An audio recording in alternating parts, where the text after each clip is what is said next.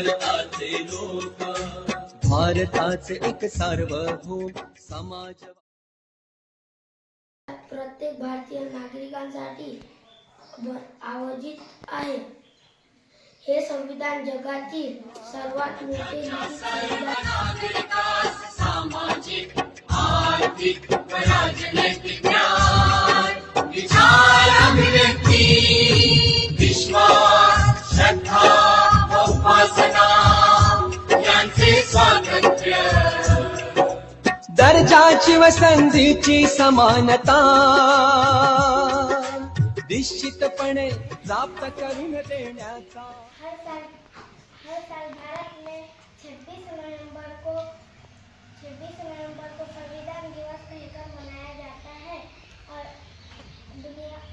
हमारा संविधान